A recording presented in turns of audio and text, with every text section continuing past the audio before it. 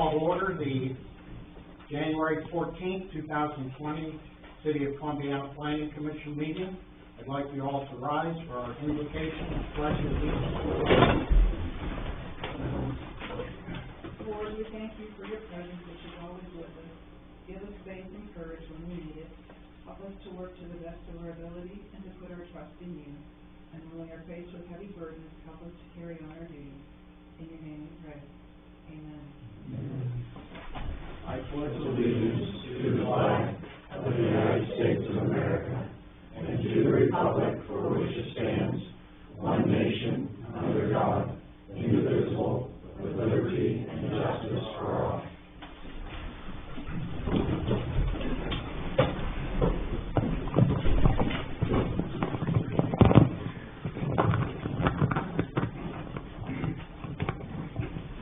Before we turn to the roll call, I would just like to say that I began serving on the Planning Commission in 2015. It's 5 years, went fast, and I'd just like to say that because we have such a great charter and the planning laws that follow, the changes that were made in Columbiana in 1974, where we brought in good legislation, the city has moved forward continually. And it is because this group up here, as well as the groups way before us, have always been steadfast in following the rules and regulations that were established in those times. And I couldn't be prouder to have been a part of that, and I couldn't be prouder to work with all these great people up here. It's good tonight that all 6 city council members are here in attendance at the meeting tonight, and our mayor's there with us. And it just shows the kind of support we have. And when we reorganized city council, Ted Souter, who's sitting to my left, was appointed to take the city council seat on the planning commission. And you know, the beauty of this city is we could have picked from anybody in that group. We have such a great group of people that represent us here in the city. And so now it's Ted's turn to serve on the planning commission. I wish you the best of luck. I want to thank you all for giving me support as I chaired the meetings over the last several years. And I look forward to seeing great things from you. Thank you very much. Thank you. While you're stepping out, I'd like to say it's been an honor working with you up here. I look forward to continuing to work with you on city council. We've had a lot of discussions and a lot of long meetings and a lot of long nights and a lot of changes that are going on, and it's been fun to be part of something influential that is truly pointing the city in the direction and making it a destination and business that want to come in. It's fun month after month to be a part of it. We'll miss you being here. Well, thank you very much. I do.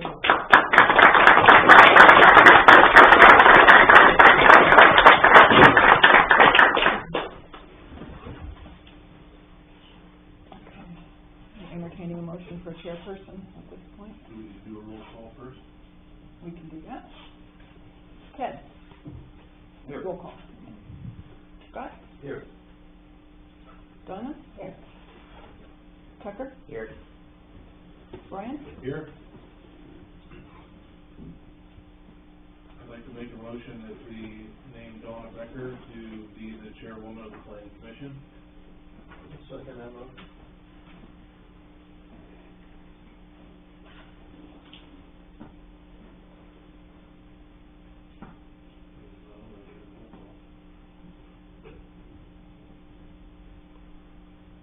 Ted? Yes. Scott? Yes. Donna? Oh, okay. Tucker? Yes. Brian? Yes.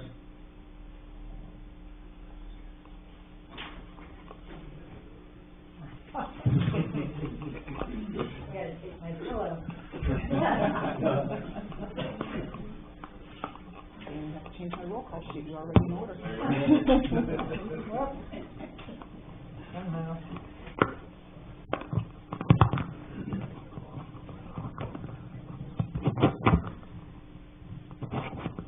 Cheers, everyone.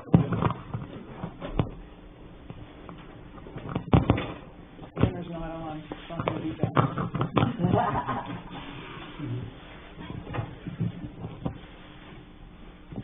Thank you very much, guys. If I could do it real quick. You've done it in the past, right? Yes, you did.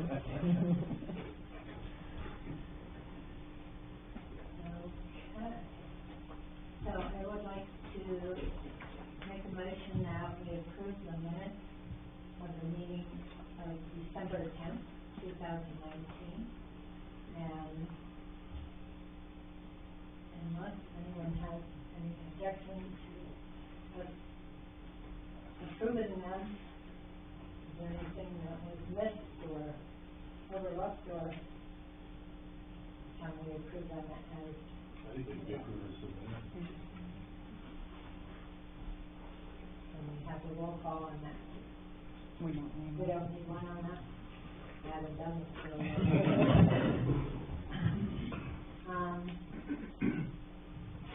And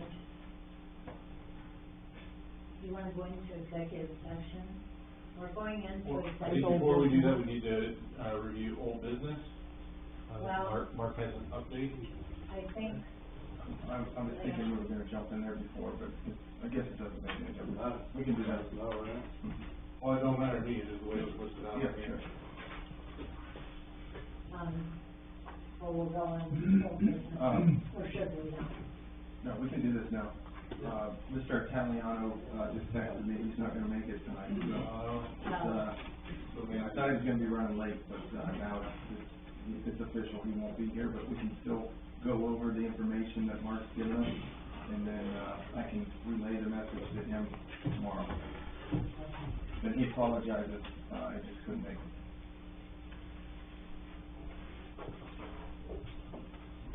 Okay, under old business, the city attorney, Hudson,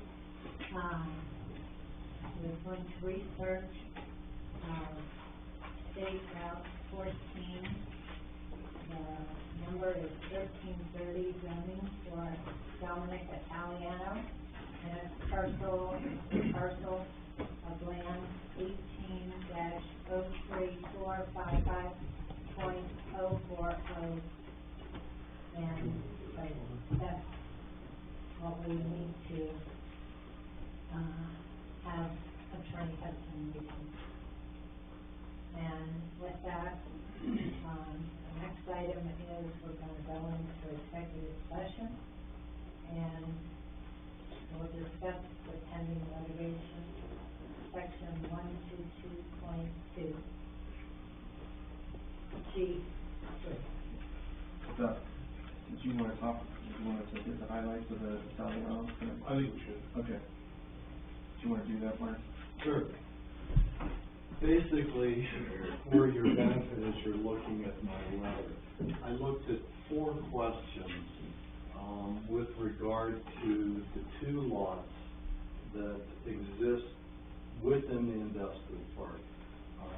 One is currently zoned C4 and has frontage on State Route 14. The other is zoned I2 with its frontage on North Drive. So what I looked at was, first, should the 2 lots be combined into 1 lot based upon the proposed use as, which I think the proposal was something to do with automobiles, used cars, possibly service. And, again, I think the answer is yes, it should be, and part of the reason for that is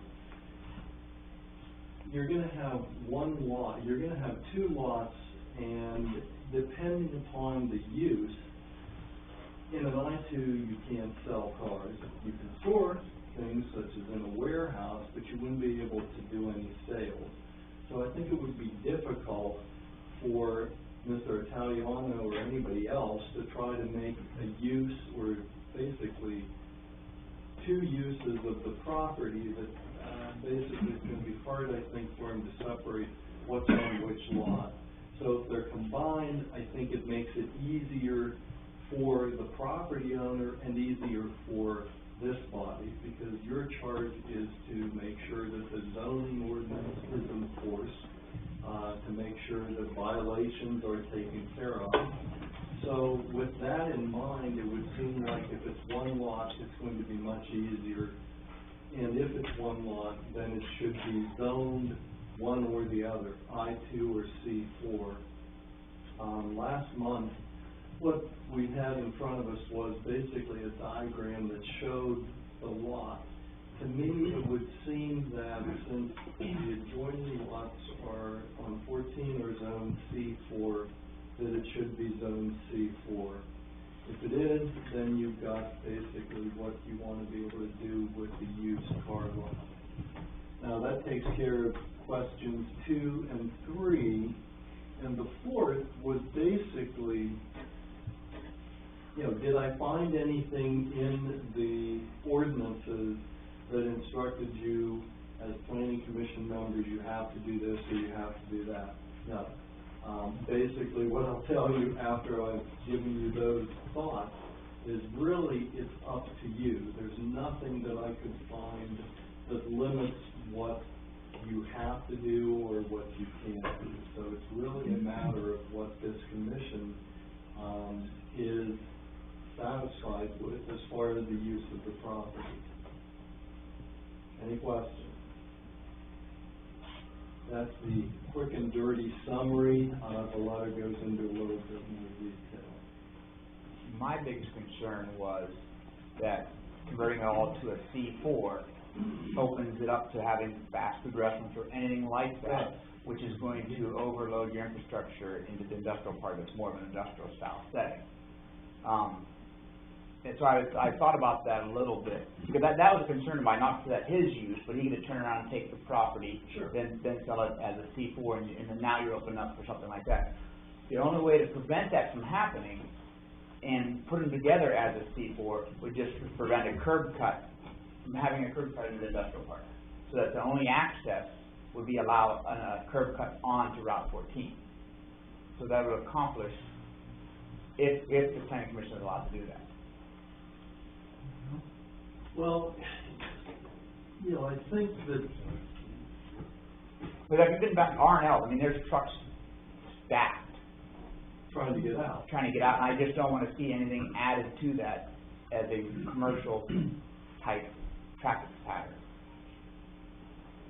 If you're going to, in essence, you're going to rezone a new lot, right, you could look at it as if it's property that's been annexed into the city and you're now zoning it for the first time.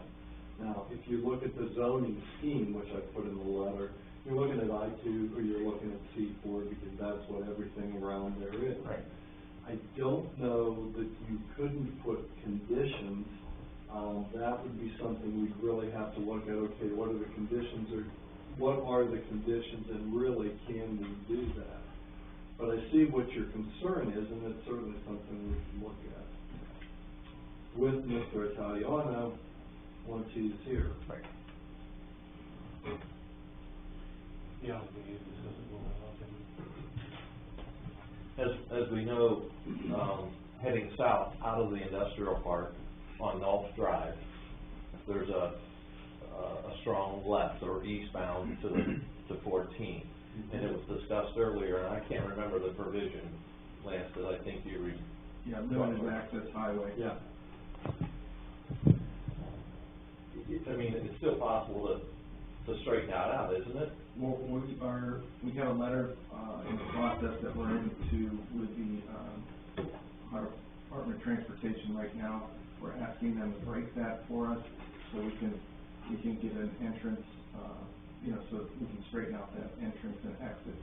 And then we would basically, they would want us to close the current, as you've said, route to the east. Right. And if we piggyback that off of Tucker's point, we may even have to look into, I don't know what that new lot's access could be. you know, it may have to stick, you know, kind of in the same area that it is right now, and, they may not be able to do 2 breaks, you know, in and out. You know, they may not be able to put one closer to the corner, but that would be a ODOT thing, you know, later down the road. So we couldn't do it in conjunction with Ward? You won't do that. I don't think so, no.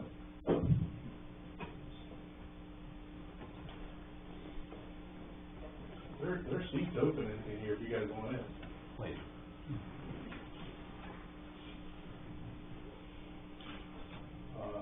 Is there any other comments on this?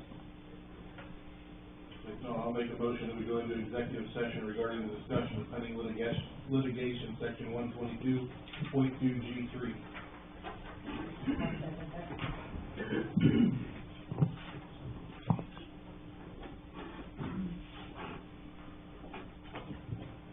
Scott? Yes. Donna? Yes. Tucker? Yes. Brian? Yes. Ted? Yes.